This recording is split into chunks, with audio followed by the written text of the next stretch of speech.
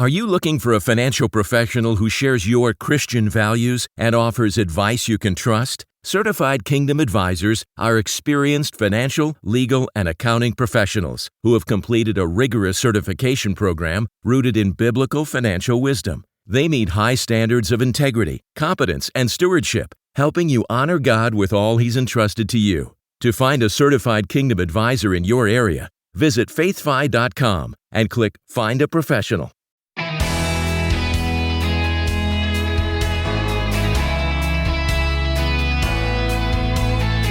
A joyful heart is good medicine, but a crushed spirit dries up the bones. Proverbs 17:22. Hi, I'm Rob West. As we wrap up our series on the temperaments and how they affect our financial decisions, we're turning the tables a bit. Today, Kathleen Edelman, who's been our guide through this journey, is taking the host seat to interview me about the yellow temperament. And then it's on to your calls and questions at 800-525-7000. That's 800-525-7000. This is Faith and Finance, biblical wisdom for your financial journey.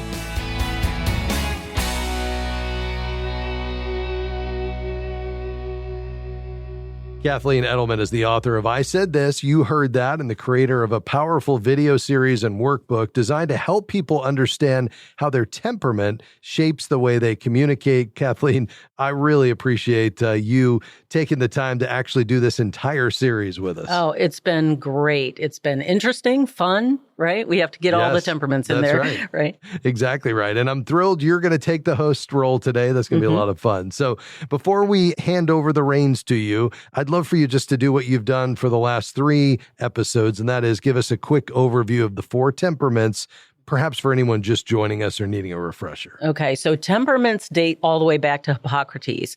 It's understanding how we're wired to think, speak, and listen. Each of the 4 temperaments speaks its own language. The red choleric speaks the language of power and control. It's an extrovert that's task-oriented. The blue melancholic speaks the language of perfection and order. An introvert that's task-oriented. The green phlegmatic speaks the language of calm and harmony. An introvert, believe it or not, that's people-oriented. And the yellow, sanguine, speaks the language of people and fun. An extrovert that's people-oriented. And yours truly, right? And yours truly, the yellow temperament. That's exactly right. All right, well, I guess this is where we switch roles and you get to ask the questions. So let's dive into what it means to be a yellow, which is my temperament. So, and I love this. So when you first took my assessment and you found out what you were, tell me a little bit about what you thought about that. Yeah, I mean, I think honestly it made me laugh a bit because it just nailed me.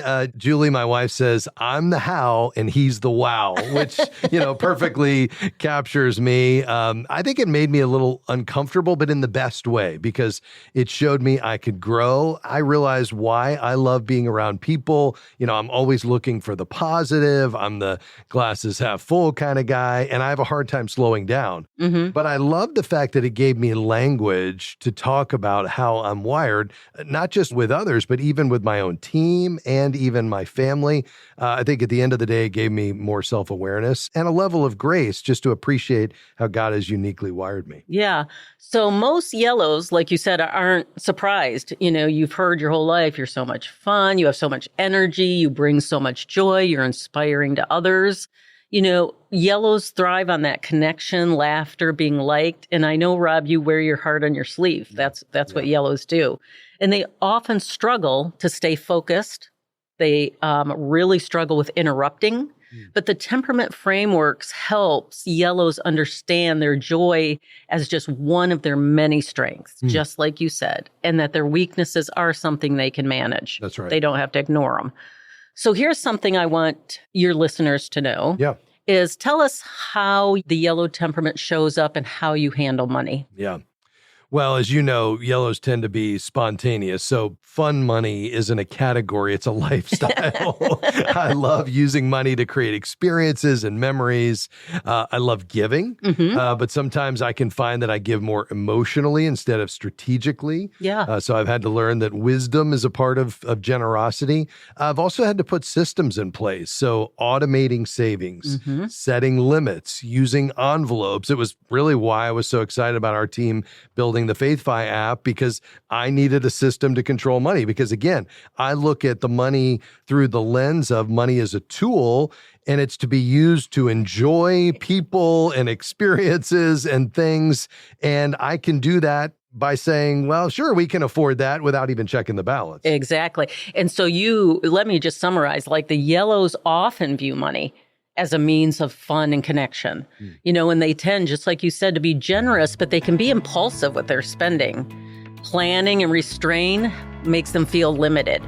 So just a simple, flexible budget with some accountability, with something to look forward to, just like you said, helps them stay on track without feeling that restriction.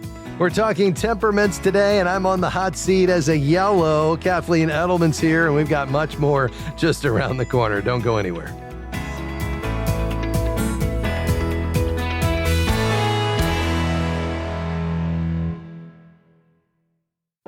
We're grateful for support from Movement Mortgage, who provides residential home loans in all 50 states. Guided by a mission to love and value people and a goal to redefine the mortgage process, Movement seeks to help others achieve their financial goals. You can find out more at movement.com/faith.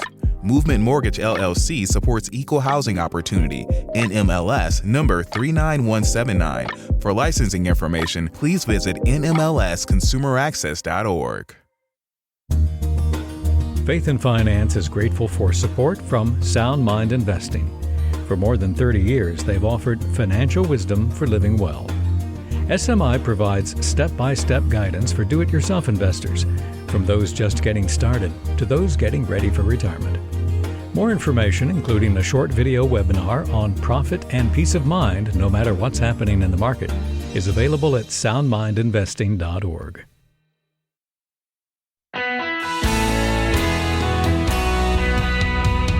Thanks for joining us today on Faith and Finance. With me today, my friend Kathleen Edelman. She's the author of I Said This, You Heard That, and the creator of the powerful video series and workbook designed to help people understand how their temperament shapes the way they communicate and really love others well, right? Oh, absolutely. It changes every relationship. Yeah. We've been moving our way through each of the temperaments represented by colors. There's the red choleric, there's the blue melancholic, the green the phlegmatic. Today, the yellow, the sanguine temperament. That's me. I love people and fun, extroverted, people-oriented. I also love to use money as a tool to enjoy, to have experiences, and budgeting. Well, you might be surprised to know it's not my favorite thing. As a money guy, most people just assume I love budgets, but my temperament would not have me to do that for sure. And, I think one of the things I've come to appreciate is that, financial stewardship isn't boring. It's actually the foundation that allows us to be more generous and glorify God in the process, to use money the way God intended as a good gift, but within the boundaries. Oh, and what I love about what you just said, I do not advocate putting people in box or labeling them. And you are a perfect example. This yellow, fun guy that's in finance. Any temperament can do anything. Yes. So being a yellow, how do you think that helps or hinders good financial management? Yeah.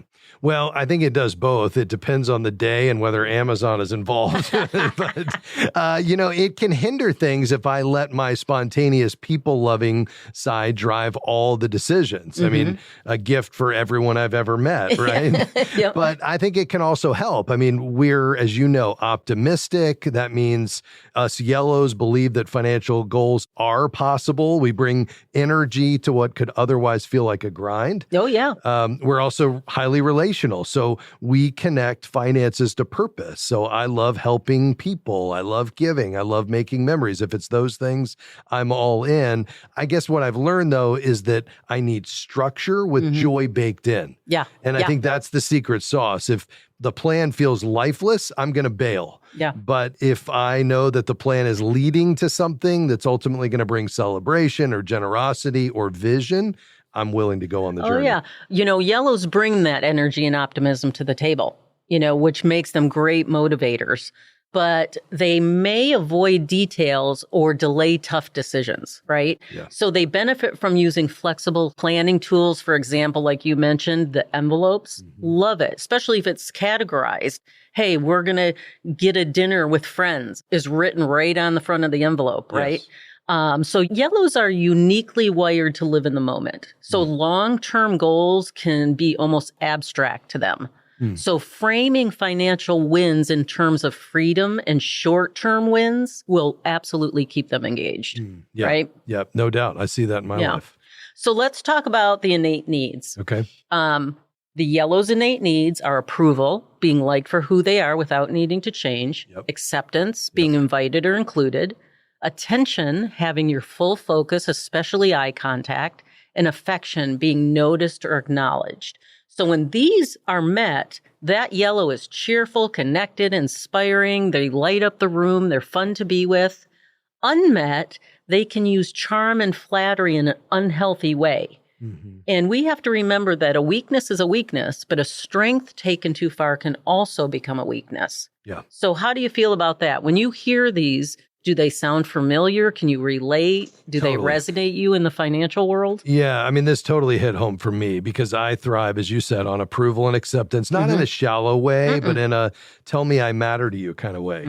I light up when I feel included and valued. So whether it's in a conversation, a team, or just even being invited to lunch. Encouragement is like oxygen to a yellow. You know, you say, I love how you bring joy into the room and we'll be floating for days. So, you know, on the flip side, if I feel ignored or dismissed, it hits hard.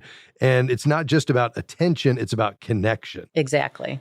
So I see that in my life too. And I think an understanding about myself in this way has helped me really to stop chasing those needs in unhealthy ways and instead build relationships and rhythms where they're met in life-giving ways. Oh, yeah. And the yellows, you know, money choices that reflect their value, not just the moment. Yeah. You know, this helps gain attention for the yellow's wisdom and not their impulsivity, which can happen.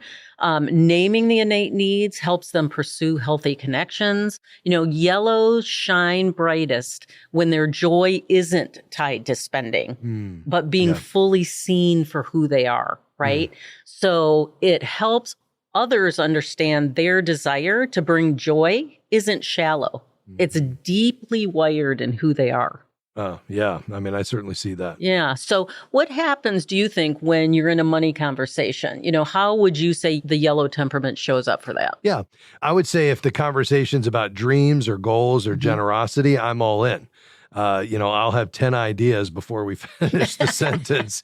But if it turns into a spreadsheet review or a line-by-line budget breakdown, I'm suddenly thinking about planning a vacation in my head, you know?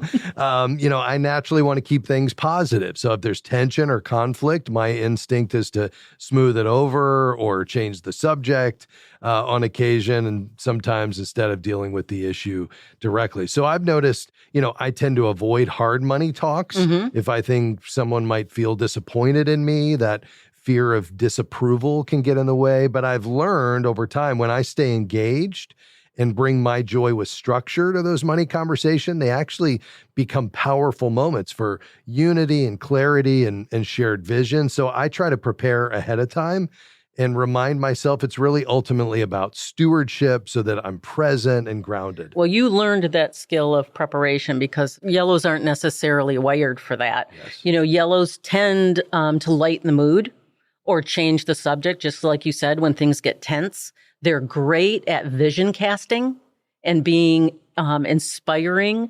But they have a problem sometimes diving into the details or especially follow through.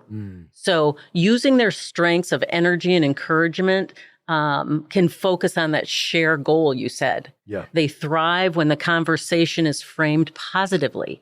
You know, they don't like things to feel hopeless, just like you said. So when you speak to a yellow, we want to refrain from ever starting a conversation in the negative, right? Yeah, that's well said. Right? So do you think the yellow temperament affects how you interact with callers on your program? Oh, 100%. Yeah. I mean, it definitely shapes how I show up on the show. And it's why I love doing it every day. I mean, I'm a natural encourager. So when someone calls in, my instinct is to make them feel seen and heard and uplifted, especially if they're anxious or overwhelmed. I want people to leave the conversation with hope, not just answers. So what I hear you saying is you're really listening to your caller. Have you felt like you could implement the other temperaments? Like when you hear a caller, are you being able to identify their temperament and speak their language? And that's why your book and workbook has been a game changer for me, because now I listen differently to how they're responding to me. And I'm starting to pick up by the end of the call their temperament. And now I can color. Now you can speak their language. Yeah, I can color my answers through that. That's awesome. It's a game so changer. I love the fact that you're already applying it. Well, it's been a game changer for me. Yeah. Thank you, Kathleen, for your work on this and for taking the time to actually work through each of these temperaments together. Thank it's been you. Fun. We're out of time today. That's Kathleen Edelman. She's the author of the featured article on temperaments in the latest issue of the Faithful Steward magazine. If you'd like to receive a copy each quarter, become a partner when you go to faithfi.com/give. We're back with your questions on any financial topic after this. Stay with us.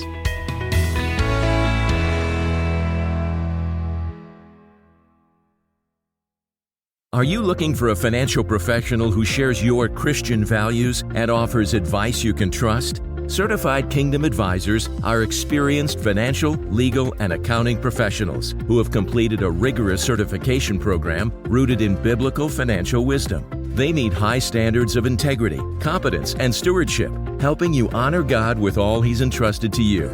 To find a certified Kingdom Advisor in your area, visit faithfi.com and click Find a Professional. We are grateful for support from Timothy Plan. Since 1994, Timothy Plan has shared good news with investors and advisors by offering faith-honoring mutual funds and exchange-traded funds. More information is at timothyplan.com. The investment objectives, risks, charges, and expenses are contained in the prospectus and summary prospectus available at timothyplan.com. Mutual funds distributed by Timothy Partners Limited and ETFs distributed by Foreside Funds Services, LLC. Investing involves risks, including possible loss of principal.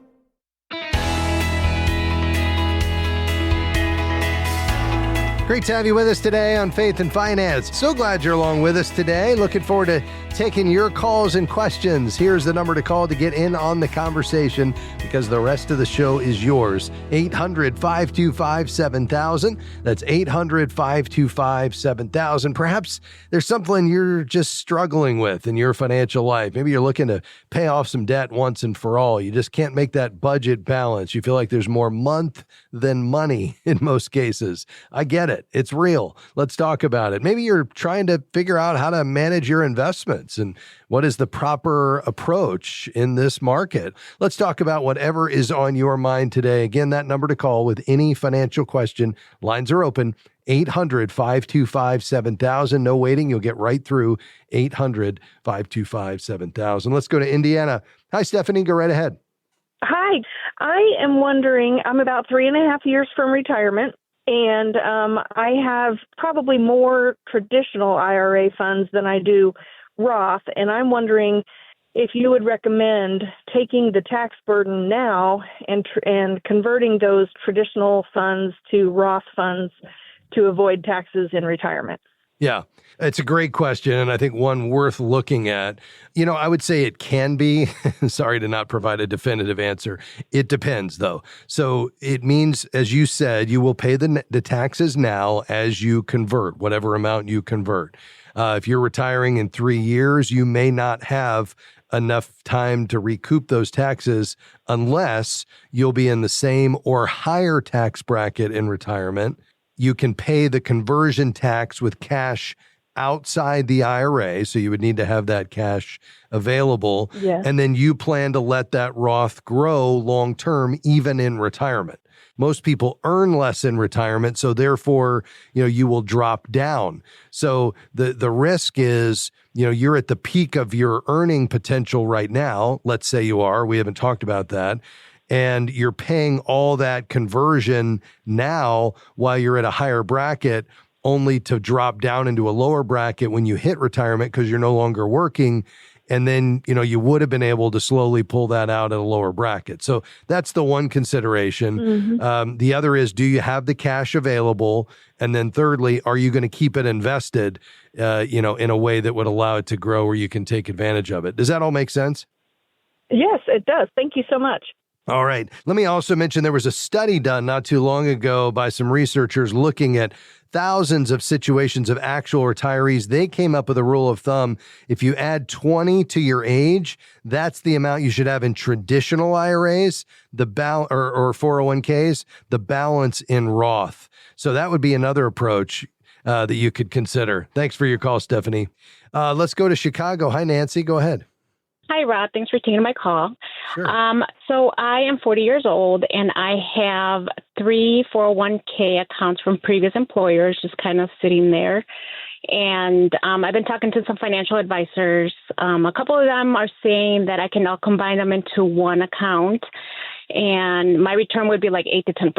But another financial advisor is telling me that I can, he can invest in like a hedge fund, and I would be getting between 15 to 17% return. Yeah. The question is always with what amount of risk? So, is there something that could, and has generated 15 to 17%? Yes, but hedge funds are high risk. And so that promise should raise a red flag, especially if they're offering any kind of guarantee or expectation that should automatically be earned. Anytime an advisor is making bold claims like that, I would get a second opinion, especially with your retirement money. I'd want to know what the fund is, what it invests in, what the risks are, and I'd make sure that this advisor is a fiduciary who's legally required to ask in your best interest. But bottom line is, promised high returns beyond the norm, and I would say that's, anything above just historical averages of 7 to 9%, should be a red flag, number one, and would typically mean that, you have a high-risk situation. And I'm just not sure that's the kind of situation you want to be in with your lifetime of savings from retirement. Yeah. Okay. Yeah. Thank you. I just wanted to get your input. Absolutely, Nancy. We appreciate your call. Thanks for being on the program today. Nashville, Tennessee is where we're headed next. Hi, Jeff. Go ahead. Hey, Rob. Appreciate the heart of your ministry. And several years ago, my son and his wife needed some money to build a tiny house. They built it themselves. And we put about $6,500 into the project for them. And now they're selling it for a loss for their third parties buying it. He took a loan out, and basically the money they received, they're paying us back for the loan that we gave them. So it's a net loss of about $3,000. So my two questions were, one, is there any type of sales tax event that we need to pay anybody on either end? And the second is there any personal tax ramification for my son who's giving us the money back, or for us receiving it? Is it just an investment loss, or is it something different? Yeah, got it. No, there should not be any sales tax due on the property. That doesn't apply here unless it's classified as a vehicle. So if the tiny home is on wheels or titled as an RV or a trailer, the DMV could charge sales tax. But, if it's on land and treated as real estate, then, there's no sales tax in that typical sense. With regard to, income tax, the only thing that could possibly be is capital gain. But in this case, we've got a $2,000 loss. So there would be no tax due because it's a personal use property. He doesn't get to deduct that. But the bottom line is it doesn't sound like there'd be any tax due on this whatsoever. Awesome. So tiny house, tiny loss. Yeah, unfortunately. Hopefully it served its purpose, though, and maybe now they can move on to something better. Absolutely, they did. Yeah, thank you, Rob. Well, and you as well, Jeff, and thanks for your kind remarks about the program, sir. God bless you. Well, as we round out the broadcast today, let me remind you, if you're looking for a certified Kingdom advisor, you can do that on our website at faithfi.com. Just click Find a Professional. Now, if you're unfamiliar with that term, CKA, this is the only financial services industry designation for biblically wise financial advice. That's right, CKAs have met high standards and character and competence. They've had a pastor and client reference. They've had a regulatory review. They've met significant experience requirements as well. And you can have confidence when you choose a CKA that you're choosing a financial professional that shares your values as a Christ follower. If you'd like to find a certified Kingdom advisor in your area, just head to our website. Again, that's faithfi.com and click Find a Professional. You'll find CKAs in 5 disciplines: financial planning, investments, taxes, insurance, and estate planning attorneys. faithfi.com. Just click Find a Professional. Well, that's going to do it for us today. A big thanks to my team, Taylor Stanrich, Amy Rios, and Tahira Haynes. For the entire team, I'm Rob West, and we'll see you next time here on Faith and Finance. God bless you. Faith and Finance is provided by FaithFi and listeners like you.